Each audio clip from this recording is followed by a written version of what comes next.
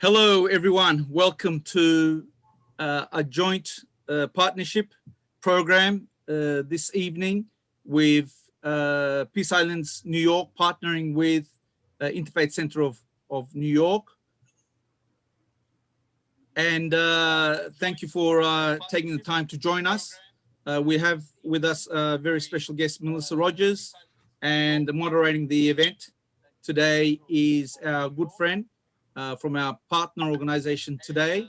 That's Reverend Chloe Breyer from the Interfaith Center of New York. And I pass it on now to Chloe to start proceedings. I should mention that we will be taking questions from the chat box. So please, as per usual, ask your questions there. And of course, we'll be sharing various links there. Please follow us on social media, of course. Join our YouTube if you haven't already done so, and of course like this video. Over to you. Thank you, Chloe. Welcome to you both. Thank you. Thank you so much, Emre, and to the Peace Islands Institute, which has made such a contribution over the years to the spiritual and intellectual life of New York City. And it's an honor to be partnering with you today. As Emre said, I'm the director at the Interfaith Center of New York, and I'm so delighted to be able to introduce our guest this evening, Melissa Rogers, who is the author of many books, but the one that we have today to inquire about and to learn more about is Faith in American Public Life. I go back a little ways with Melissa, even to my preordained days in working in Washington in the, early 90s with the AmeriCorps getting off the ground and a lot and real work in public life at the early Clinton administration. Melissa is currently the Director of Religion and Public Affairs at Wake Forest Divinity School, a senior fellow at the Brookings Institute. She's served as general counsel for the Baptist Joint Committee for Religious Liberty, and 2000 to 2003 was the director for the Pew Forum on Religion and Public Life. In 2009, President Barack Obama appointed Melissa to serve as the chair of his advocacy council on faith-based and neighborhood partnerships, which, if you remember, was a panel of civic and religious leaders that would advise about the role of faith and public life in the administration. And many of her recommendations were turned into an executive order, which then established the Office of Religion and of faith-based and neighborhood initiatives, which she later went on to lead herself in the second Obama administration.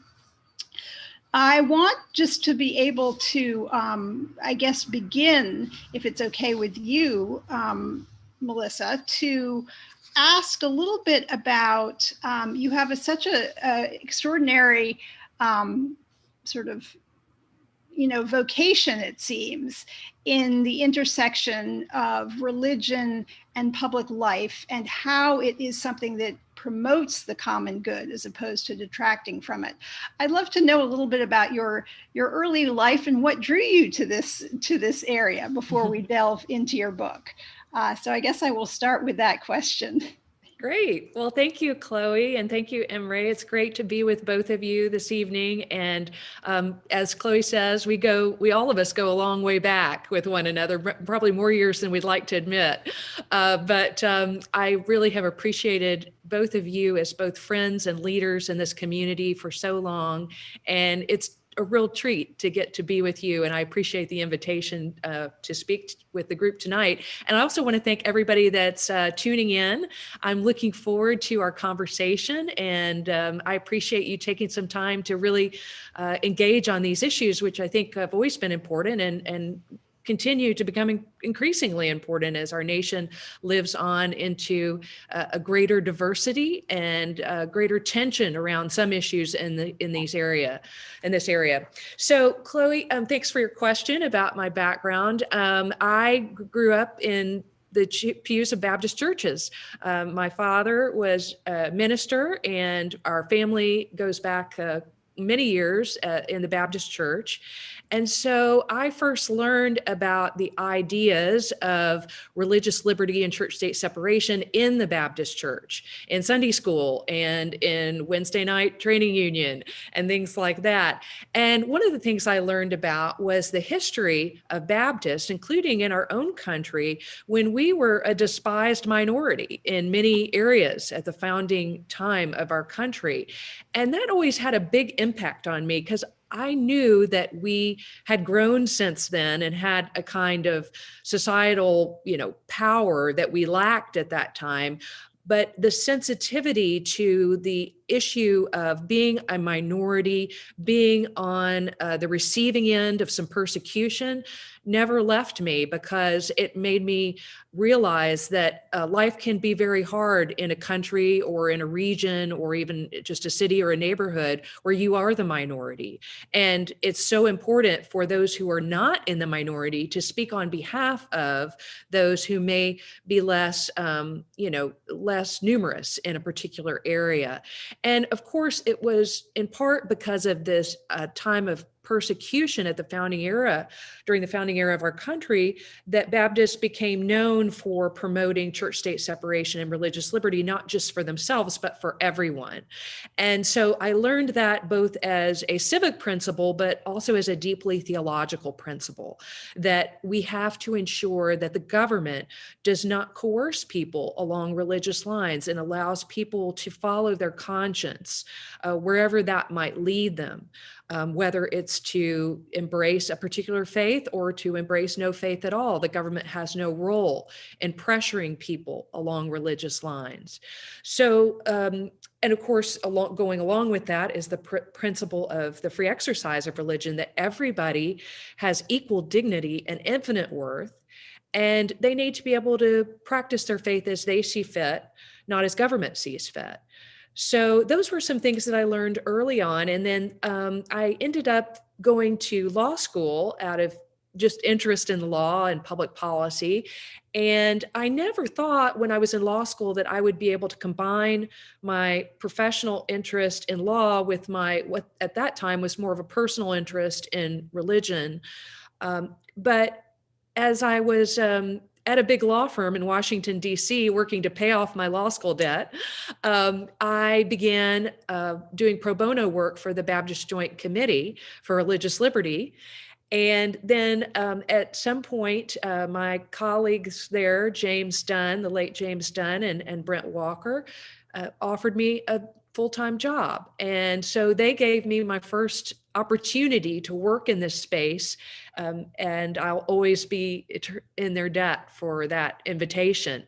And so I got to work on behalf of these issues at the Baptist Joint Committee, and then sort of moved a little bit out of law, more toward public policy as well as law as I went on in my career.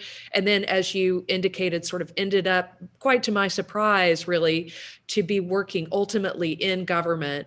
And that was a great honor and a great challenge. And of course, I'll always be grateful to President Obama and my colleagues in the Obama administration for the wonderful opportunity and education that I got, and also to all the members of religious groups and secular groups and humanitarian organizations that I got to work with so closely during those years. It was just a blessing to be able to see how many people in the United States and around the world are so focused on protecting the vulnerable and making sure that people who are struggling are not isolated and are given protection and opportunities to reach their full potential. And so seeing that kind of array of people and meeting so many people during those years who were committed to those principles was really inspiring, and something that I'll never forget. And of course, opened up many more friendships for me as well. And I remember getting to work with both of you while I was in the White House, and your roles in protecting these kinds of principles. And what a joy that was. So, thanks again for all that you did then and that you continue to do to try to make this country a better one for all of us, and to ensure that we actually have our practices in this country line up with the promises that we have in our wonderful Constitution. Well, thank you. And you just said something that jogged my memory of standing somewhere in Flushing not so long ago after a hate crime had been perpetrated against members of the Muslim community, or perhaps it was even directly following the first Muslim ban. That is another possibility. But standing there and quoting the Flushing Remonstrance, which, was a way back then when Peter Stuyvesant was, discriminating against the Quakers. And it may have been some Baptists who picked up a pen and paper. I don't know. I can't remember who it was, but it was someone who said, look, this isn't right. We have to uphold our religious freedom. And, just to be able 200, 300 years later, to be able to quote those words in a totally different context. I'd love for you to speak a little bit about the founding documents in our country and where these, this bizarre, suggestion that we have to have religious freedom on the one hand, but also no establishment on the other. Where does it come from? Yeah. So, we have, as you say, there's such a rich tradition of writings on this topic that, of course, predate our own Constitution, but provided intellectual, resources when that Constitution was written.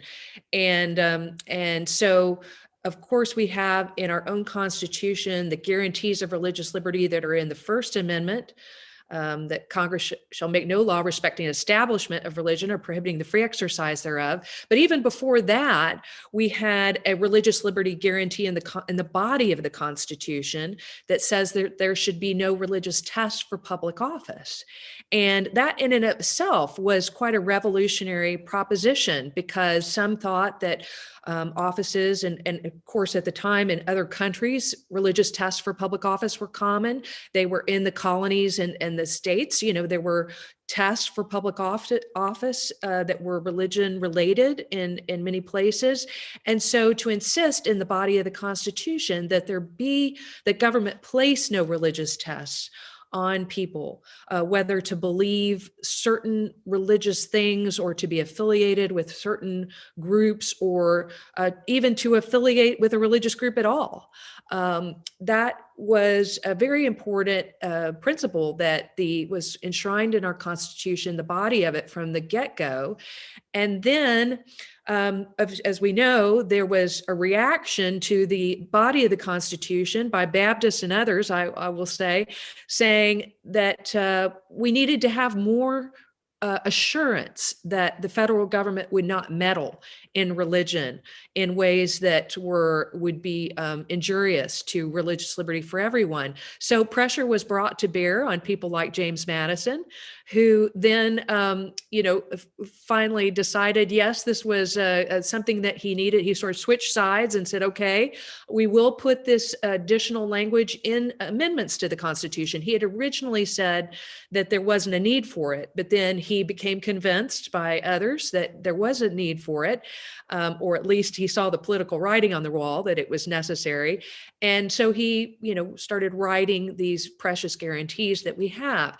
And of course, it must be said when we're talking about this history that this same Constitution that has these majestic guarantees of religious liberty treated some people like property in the United States, who they were enslaved. They did not deserve the blessings of liberty. So right from the beginning, we have this horrible contradiction in the Constitution, and one that needs to be remedied. And of course, it took us a very long time to begin to do serious work on that. And we're still having to do serious work on that.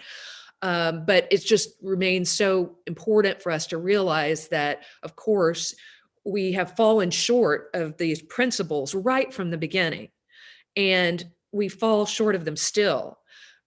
So we're constantly trying to perfect our own, commitment to these principles and to what they mean ideally, and not to the practices that we've had, which have been quite imperfect.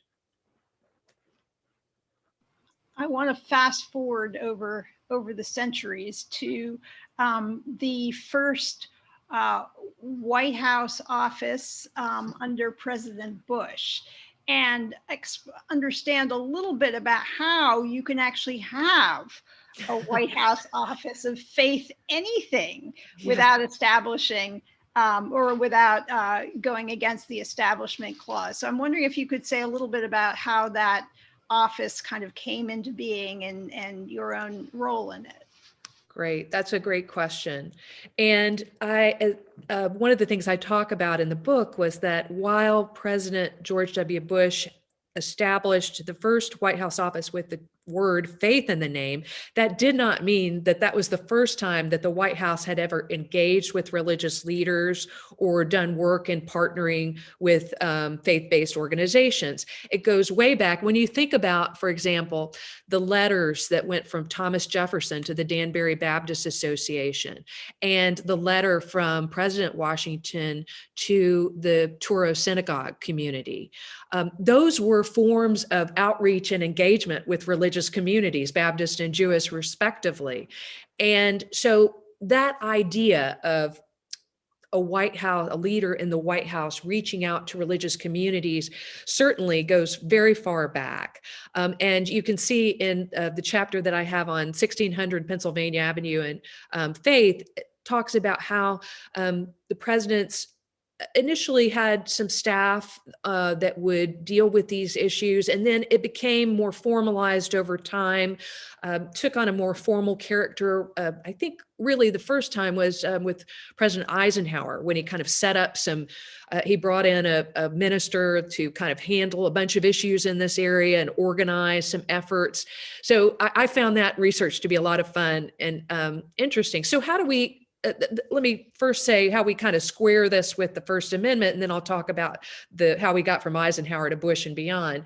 So the First Amendment does not say that government can't have anything to do with religion. What it says is that the government cannot establish religion, and it has to protect the free exercise of religion. So that means that, and to put it simply, I think that religious organizations and religious communities and government have to have some meaningful independence from one another. The government cannot, dictate to religious communities, and the religious communities cannot dictate to government. But from a sense of independence, they can talk, they can share concerns, and decide to work together where there's a shared secular aim. So, where there's an aim for helping children who would not get a federally subsidized meal in the summer because they're out of school, when we all agree that they ought to be getting that meal in the summer and during the school year, then we can work together on projects like that. We can work together to ensure that students who wouldn't otherwise be able to go to college get their FAFSA forms filled out, their financial aid forms filled out, so that they can seek federal and other kinds of assistance to allow them to go to college and to university, so that they can have that basis of education that will change their entire lives. Well, you know who does that? A lot of people sitting in the basements of houses of worship help young people fill out those forms and make sure they actually get submitted. So these kinds of things and partnerships have gone on for many, many years. I'm thinking of a couple of other examples about Roosevelt, President FDR reaching out to religious communities during, the Great Depression to ask them, what are you seeing?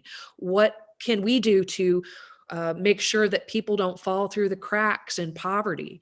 And also John F. Kennedy drawing people, inviting members of the religious community, diverse religious communities, to the White House to say, we would like to work with you on making racial equality understood as a moral principle that our country needs to be dedicated to.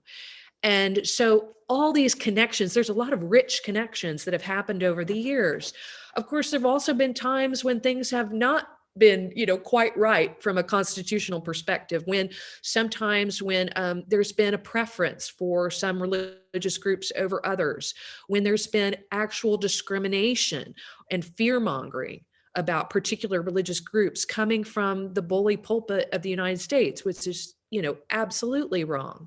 So there've been errors, there've been times when, we've not lived up to the promises of the Constitution, either its actual words or its law, or its letter, and its spirit.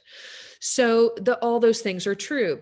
But when President George W. Bush came into office, what he decided to do was really to sort of build on some of this. And let me mention that before him, President Clinton had actually had what was, I'll forget the actual name, but it was something like a Center for Faith-Based and Neighborhood Partnerships in the Department of Housing and Urban Affairs and Urban Development. And he had actually tapped a Catholic priest, Father Joe Hakala, to lead that effort. And so you see, if you look a little more closely, you see that there was precedent for some of this. And then what George W. Bush did was said, let's have a White House office that will actually lead this initiative. It was a signature initiative of George W. Bush. And I think some at the time were skeptical. Did we actually need an office with the name of religion in it or faith in it? And it was disturbing to people and, difficult to sort out. I think that we don't violate the Constitution just because we have the word faith in the name of a governmental office. The tests are something like, is the office dedicated to secular goals? Is it equally open to religious and non-religious people? Does it refrain from preferring one religion over another? Does it respect other constitutional rules? And if that's so, then I don't think there's any problem in having that kind of name. But some might ask, well, really, do we have to put the name on it? Does it have to be there? And one of the things that I realized when I was working in the White House is sometimes it's difficult for people, especially people who are not maybe what you call insiders in an administration, to know what door to go knock on. They don't, the White House is confusing. The agencies are even more confusing. The whole federal executive branch can be absolutely overwhelming, especially if this is not your full-time job to understand it. So one of the benefits of having some words in the name of an office, and of course you could name it different things, but one of the benefits of that is people can actually find an office on a website that can say, okay, here's a place that I can go that I know the people there are supposed to be talking to me. So, however one names it, I think it is helpful to be able to signal through language on a website and the like, that here's an office where people who are from civil society, religious groups, and other groups can know that they are welcome here and that this is a place that is set up to receive them and to understand their concerns and work with them. And I can go on and talk about how we led to Obama too, but that I wanted to, since I'd gone on for some time, I wanted to pause there. Well, I want to echo a kind of a question actually that came up already in the chat. You have some advice in your book for government officials, but you also, and as it relates to religion, you also have advice for religious leaders. And much of that advice is relating to being tolerant of other religious leaders. What this question points out, though, is what do you do when sacred scripture seems to go against the notion of religious tolerance? What if the religious leader doesn't think it's part of her religion to be religiously tolerant? Yeah. Well, that's a great question. You ask all the easy questions, Chloe. So I think that no surprise there.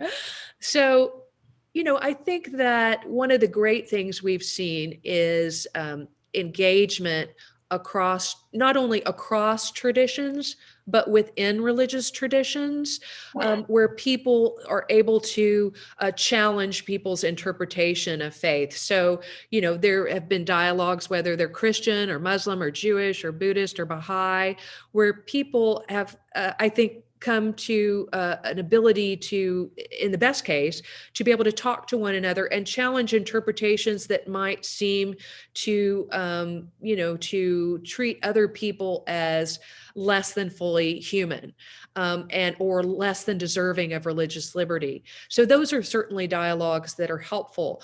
From the governmental perspective, I think what we can do is say, certainly, I had this experience where we could say to people, look, we are uniting around, in government, we are uniting around not the principles of particular faiths, which we leave to you and your religious community, but the civic principles that we have together. And those are found, of course, in our most prominently in our Constitution. And so, your religious beliefs are something that we leave to you. Because you are also an American, we would like to, reach out to you in that civic spirit and say that, we would be grateful to have your partnership from perspective of affirming the rights of everyone in the United States, if we're talking about domestic issues, or just around the world, the human rights perspective. Of course, we have great protections for religious liberty and other human rights that are in the Universal Declaration of Human Rights. So when I was in government, we related, to people of all faiths and none based on civic principles and tried to engage them on that basis. And, we had great response. And a lot of times people will think, well, there are these ideological differences, and maybe some people who are from the different political party or from a different ideological persuasion or theological persuasion would be hostile to working with, I worked in a Democratic administration, so maybe Republicans would be very hostile to working with us. Well, certainly that does happen. I'm not going to say it doesn't, but I would say in the religious community, and it happens in the religious community, but what I saw much more often was people who have, ideological commitments that were different than President Obama's, who didn't share all of the administration priorities, but with respect to this office that I ran, would say, what I would say to them, and they would echo back to me, is that, look, we're going to agree on a lot, even though we disagree on a fair number of things too. And we can work together on the issues where we agree, even as we, dialogue about our differences. So I really found a great number of people were willing to park their differences on some issues with the administration in order to, for example, serve people in need, and in all kinds of ways. And at the same time, we wanted to do them, respect them when we entered into an area where they disagreed with us, to say, we want to hear your views on this too, because President Barack Obama wanted to be the president of all Americans. And, when you're governing, you're taking into account the views of the entirety of the American people, or you should be. And so that was something that we wanted to do as a good governance practice. And a lot of times, there was lots to be learned in that. That doesn't mean that we always made people happy that didn't agree with us, but we did learn a lot. And I think we made some progress in better understanding each other.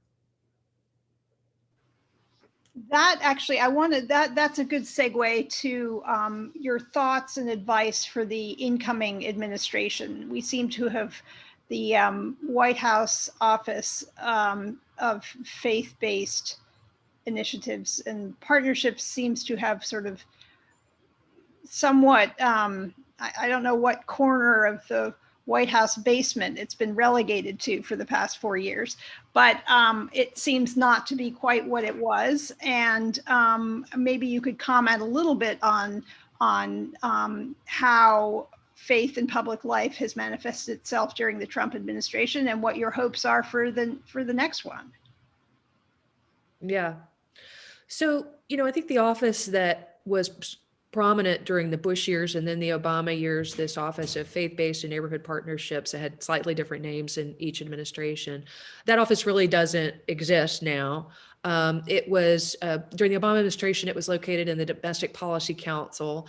And you know, I don't think that that really exists. We also had an advisory council on faith-based and neighborhood partnerships that drew on both religious and secular leaders and had diversity in terms of ideological diversity, religious diversity, theological diversity, gender, LGBTQ, and all of that.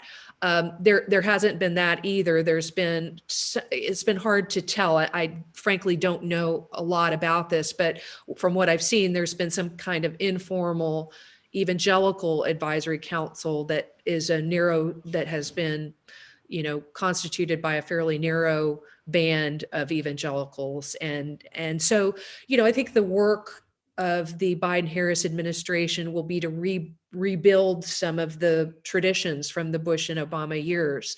And I do hope that they open an office like the one that was there during the Bush and Obama years, while we also say there's a real need to clarify from the very beginning that there are no second-class faiths in the United States of America, and that we must rid the United States of policies that reflect or are based in bias toward any religious community, and that we must restore trust between those communities that have been targeted, including by government, and the incoming administration, because there are deep wounds and an alienation. And so that has to be job one. And then I think it's also important to clarify the mission of the Office of Faith-Based and Neighborhood Partnership, as it's called, maybe called civil society, something or other, whatever it's called. But, you know, sometimes during the last few years, there's been kind of not only a fear-mongering about certain faiths, race, and ethnicities, but also a kind of language about, well, the president is going to be the defender of a particular faith. And, you know, we all have our religious beliefs. In my own faith, you know, I have beliefs and do not need the president of the United States to be do not need nor want the president of the United States to be the defender of my faith. I want the president of the United States to be the defender of the Constitution and the religious liberty guarantees therein that apply for all people of faith and people of no faith. So I think clarifying principles like that, clarifying principles that the Office of Partnerships, if it's reestablished, is one whose mission is to serve people in need. And the means by which the mission is accomplished is working with civil society, including faith-based and secular organizations. So the mission isn't about promoting faith. That's, you know, not a good job for government. Government gets involved in that, it's going to mess it up every time. And you said you were going to, you know, quoting people from long ago. One of the things I always quote is Baptist minister John Leland, who said, "The fondness of magistrates to foster Christianity has done it more harm than all the persecutions ever did." So it's not only bad for the faith that doesn't get favored by government, it is actually bad for the faith that is favored by government. So we don't want that. And so being very clear about that. And then I think reaching out broadly, making it clear that there's not going to be a transactional approach to these issues, that we're going to work together where there is common ground for the benefit of those who are suffering and need help, and not to scratch each other's back and get, you know, just little benefits that are personal to people who are already, you know, doing very well. So, and also that we want to hear that the next administration wants to be president truly of all Americans and not of a base of a political party. So there's a lot of work that needs to be done, I think, to begin to reestablish these patterns. Hopefully, though, I think we have a nice bipartisan tradition going from Bush to Obama. Certainly mistakes were made in both administrations. So I'm not trying to paper that over, but saying that there is some history of bipartisanship in this space.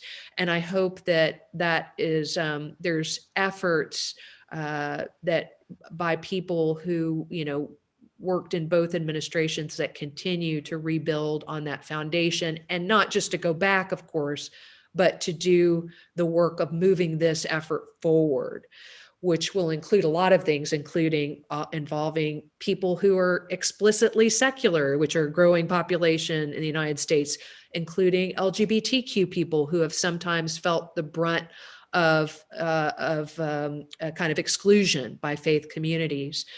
So, and of course, as I mentioned earlier, healing the wounds where religious communities have been shut out by their government.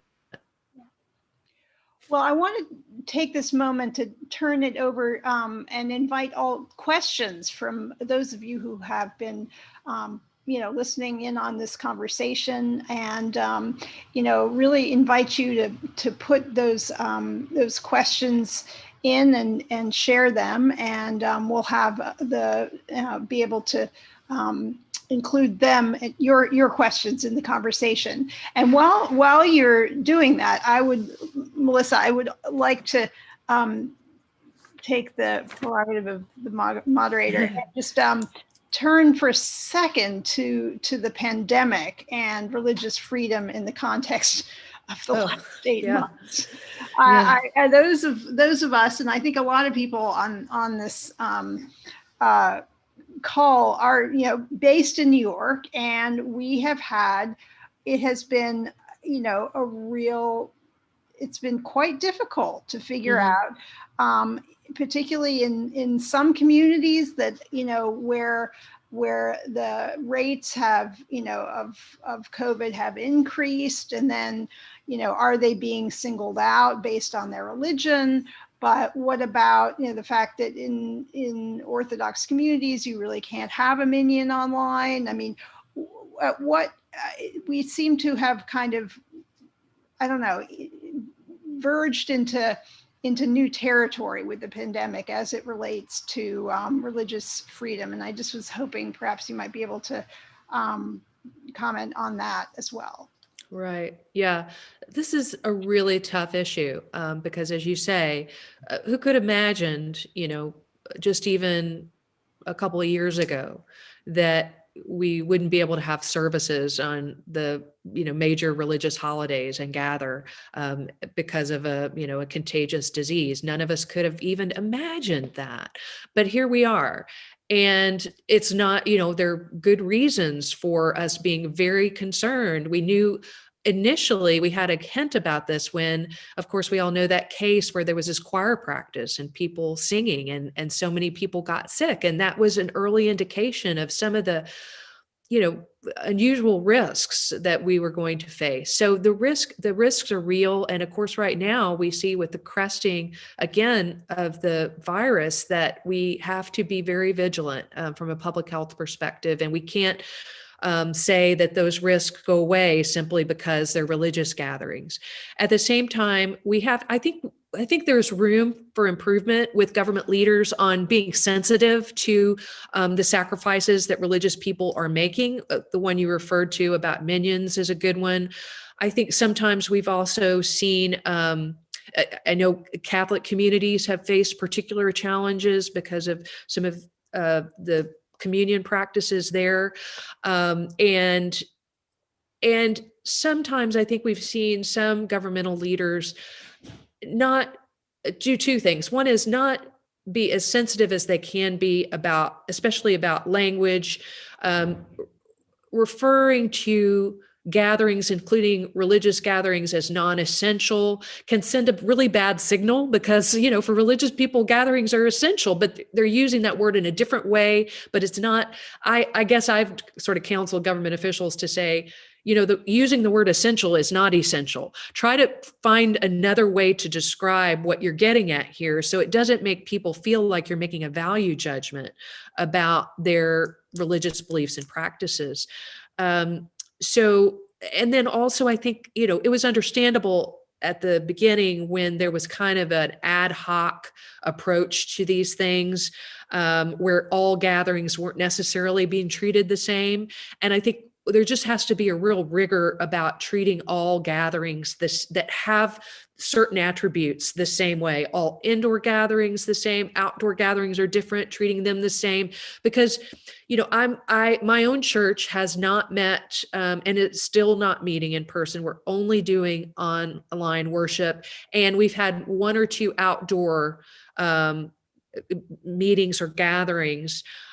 So I certainly, you know, and even when we could go in person, we haven't gone in person because we're concerned about it. So I think the threat is real, and people should be very careful about it. But I also think that governmental leaders, there's room for improvement, both in the way they talk about it and in ensuring that the systems that they set up are rigorously treating comparable gatherings alike, and not treating religious gatherings as something like, oh, well, religious gatherings have to be indoors, for example. They can be outdoors too. So, you know, if they're going to allow outdoor gatherings, for example, of a certain kind with people masked and distanced and stuff, then they ought to allow religious gatherings on that same basis. Thank you. We have a question. What can community groups do to increase religious tolerance within their institutions and in the communities they belong to? Okay, that's a great question. One of the things that we found, I'm sure that's you've experienced, is that people tend to learn through relationships. As many of my Baptist preachers would say, our learning is incarnational. And that, you know, when we get to know other people of other faiths and beliefs, and form real friendships, then some of the stereotypes that we have of one another are blown away. So I'll just mention a couple of organizations that I'm affiliated with that do a good job. And I know, Chloe, you've done so much job in this space. I hope you'll comment on this as well.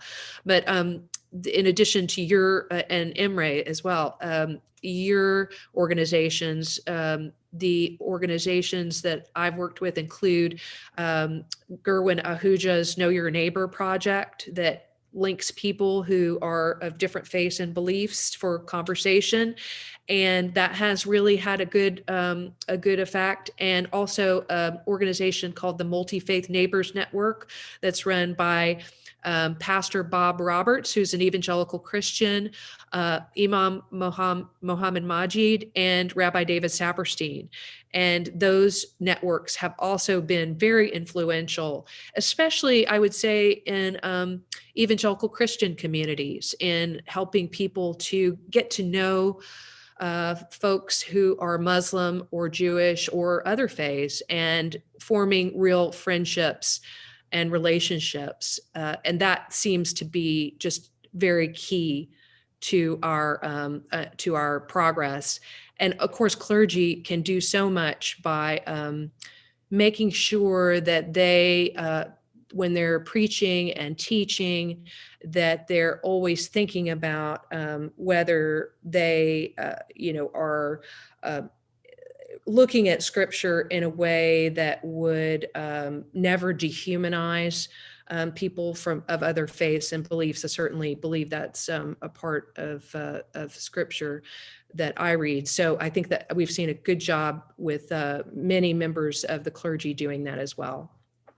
I just, I think that the shoulder to shoulder is another. Shoulder to shoulder, absolutely. You know, they have Washington based, but they're national, and then they do have, particularly around Ramadan. I think they were, had a kind of whole curriculum. If you wanted to do a interfaith Ramadan, experience. And I think in addition to getting to know your neighbor's approach, which is good because you can do it on neutral territory. If you happen to share a block, or if you want to clean up a park, or that's also important. Sometimes people will begin a relationship in a space that is neither theirs nor belonging to the other person. It's a bigger commitment once you've been invited into someone's house, and sometimes people don't want to do that. but there's a ton of service projects around Martin Luther King. Lends itself to interfaith service projects. Likewise, the 4th of July, if anyone has time before the barbecue. So that's the only thing I would add. We have another question here. Do you have concerns about the people of other religions, especially coming to the United States through immigration? What if, do they, or I suppose, can they carry their historical conflicts and arguments here into the United States? Any comments or thoughts about that? I think that the United States has a way of kind of, I don't mean this to sound like it's changing basic tenets of our faith, but I think that we all, when we come here as people of faith, and we've all come from somewhere else, at least most of us have, and most of us have, not Native Americans and other indigenous people, but where we begin to see the mosaic that is here in the United States. At least this is reading America at its best, and begin to, kind of engage in that as well. So I think that we've seen, and I've seen so many people come through, whether they came as refugees or as immigrants, and becoming leaders in the movement of, a kind of religious diversity and protection for pluralism and religious liberty, because they're so grateful for what they see in the United States in terms of those freedoms and that diversity with peace. So, I think there's a way in which that when we do our best, that rubs off on people when they come to the United States. That's always the hope. And I've seen that borne out in many cases. Well, that's, our whole, I think, a premise that we have, that why it's good for immigrant and diverse faith leaders to engage in civics education has to do with that question of identity and enlarging it in some ways, which you actually, I just think of this example. I always use it. I have a good friend who is an imam who came from Afghanistan in 1990. He's a Pashtun gentleman, and at the time of 9/11 afterwards, there was a big argument in his mosque between a sort of Tajik group on the one hand and Pashtun on the other, and it was not so much tied to the home countries, it was to being Muslim and Afghan in Queens after 9/11. I mean, that was those were the pressure points. But what was so amazing was that he kind of went on, and he then got certified by the Department of Corrections to be the imam for the jail on Staten Island. And suddenly, as he described it to me at one point, he was the imam for Africans, for African American Muslims, for Arab Muslims, for all sorts. Like, his whole sense of who he is an imam to and for changed. Like, he was no longer the spiritual leader of a single, ethnic group in a multicultural place. He had a different sense. So I think that's about civic engagement and how it can change your sense of being a religious leader and who you're a religious leader for. Yeah, very good point. So you mentioned native peoples, and I just remember we having a kind of interaction with you when you were at the White House around the pipeline. And you were doing incredible work. I remember that at the height of that standoff over, whether the pipeline should be able to go through native lands. But I'd love for you to explain how your office got there and what your stake was in that very, fraught moment. Yeah, well, that's an important memory. Yeah. Well, so, when I was in the office, saw that our, our mission was, of course, serving people in need, and also working on some religious liberty concerns, church state concerns, religious liberty concerns. And so I had the opportunity and I am so grateful for this, through that work, being on the Domestic Policy Council and also working with the National Security Council, to work on issues of religious freedom and church-state separation, which, as you know, both of you know so well, are very wide-ranging across government. I mean, they arise in almost every agency of government, some conflict or some difficult issue. And so the one you're mentioning was one of them, and the Standing Rock pipeline issue.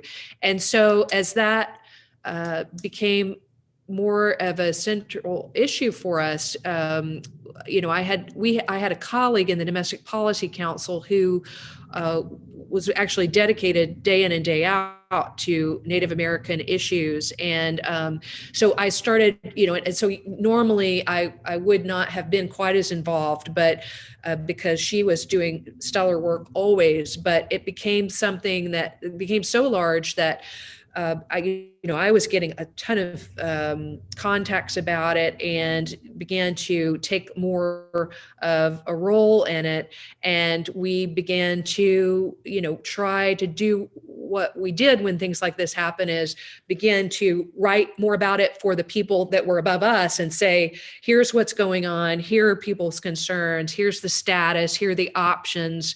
What can be done here? And so, this was ultimately the call of another agency of government. So there were certain things that the White House could do and certain things that it could not do. And so we took it upon ourselves to do the things that we as White House employees could do within our writ, and make sure that people in the White House knew the state of play and how concerned people were, and also made sure that the agency of government that was the decision maker in this space, that they folks over there had what information that it would be appropriate for us to share. So that was how we did that. And it was, it was very complicated because of the different lines of responsibility, but it was also, great to witness people of all different faiths, engaging on the issue and trying to, do what they felt, which was to right a wrong there. And so when the agency that was tasked with making a decision there made its decision, I was very pleased to hear it. And I know I'll never forget when people on the ground there heard the decision. I got that reaction back in real time, and that was a happy day. Which was to stop the pipeline momentarily. But yeah, it was a step in the process. Yes, that was that I thought was a good judgment by the decision maker. So that was a good day. Well, we have time, I think, for one more question. And I wanted to see, if I guess we have, or at least I want to go back to the free exercise and figure out, as we kind of, I think that there are a bunch of cases in front of the Supreme Court right now. Right. One of which has to do with the LGBTQ couples being eligible to be foster parents with a religious organization that contracts with the state. Right. Yeah. And there's thoughts about how that old case, Employment Division v. Smith, somehow might be resurrected out of I don't know. I don't really know the details, but one thing that does seem to be clear is that why is it that it seems like that it's sort of, I guess, I'm showing my hand as more of a kind of liberal Protestant type, but why does it always seem that the religious right has has a kind of monopoly on free exercise claims. And maybe is that just I'm thinking Hobby Lobby. I'm thinking, Right. these cases that claim religious freedom to not have to distribute contraceptives, or religious freedom to not have to, serve people who are gay, or hire people who are gay, or religious freedom to, so forth. Right. Yeah. That's another great question. I think sometimes people in the media, or even in government sometimes, don't see a more progressive leaning faith, if you can call it that. And the labels don't map well, so forgive me. But religion exercise that seems more progressive, or is about something that's a progressive issue. People don't recognize it as religious. They think it's just progressive and not religious. And so there's a kind of ignorance or obliviousness about it. So, for example, the cases you cite are obviously people who are more conservative religiously. Again, with the labels not being exactly right, but there are cases, for example, I'm sure you know about, like the No More Deaths group that said go to the nation's southwest border and put out water and provide humanitarian aid for undocumented people who might otherwise die in the desert. There's a Catholic Catholic diocese that objected to the taking of their property by the federal government for President Trump's border wall, because they opposed the border wall. Nuns, as well as Native Americans, have protested pipelines running across their property. The Adorers of Christ have brought a lawsuit, on, opposing that kind of thing. And then there are people, feeding ministries in cities that have been shut down by municipalities, and they protest from a free exercise point of view. So there are many sort of left-leaning, if you will, free exercise claims out there, but sometimes they're just not recognized as religious in nature, which is wrong. And sometimes they're, not given the same kind of protection for free exercise rights also. And that's a problem as well. Another kind of problem is when you have an administration in power who, for example, that the Trump administration, has been defending the Hobby Lobby and the adoption case that you're talking about. They've been defending the free exercise claimants there, but yet they were prosecuting No More Deaths for leaving out water in the desert for people who might die. They were insisting on taking the land from the Catholic diocese for the border wall. So, an administration doesn't have to grant every free exercise claim to be consistent. Let me stipulate to that. But when you see, and I have seen this, starkly different applications of the standards in these cases, then it looks like it's not a principle at all. It's just scratching people's back who are your ideological friends, and mistreating people who are your ideological enemies. Now, to be sure, every administration struggles with this. It's very hard not to be selective on free exercise issues. People just have a sympathy for sometimes for claims that match their policy preferences. And so you have to work really hard as an administration not to be selective. But I think it's incumbent on those who write about religious liberty issues in the press in particular to make sure that they're looking at claims that are not coming from the conservative direction, because they're certainly out there. And it sort of relates, I think, a bit to a bigger concern, which is sometimes people on the left who are religious are not treated as seriously as people who are religious and on the right. I sometimes I remember when somebody will die and a political leader, and that they have had a religious conviction and they're more progressive, sometimes that doesn't even get remarked on in their obituaries and the stories about them. And that seems odd. So there's definitely room for improvement there. Well, thank you so much. This is great. This has been such a wonderful conversation. And I want to thank you. Thank you again. Remind people that your newest book is Faith and American Public Life, or is it In American Public Life? Faith in American Public Life. Yes, it has a double meaning there. Okay. And I'll turn it over to you, Emre, to say goodbye. Thank you, Melissa. Again, thank you, Chloe, for taking part today. We've got a link to the book in our YouTube, on the YouTube video that you're watching now. It's below in the description, so please click that and check out the book. And we'll be sharing this across our social media platforms as well, both the video as well as a link to the book. A big thank you again to you, Melissa. Thank you, Chloe. Please visit our social media sites at Peace Islands, New York. We're on Facebook, Twitter, and Instagram. And similarly, our partners today, Interbate Center of New York, please visit them also on the various social media sites as well. Again, thank you for joining us. We look forward to seeing you at our next program. Have a lovely rest of the day, and be safe and well. Goodbye, everyone. Thank you, Emre. Thank you, Chloe. Thanks, everyone. Yes, that was great. Excellent. Bye-bye.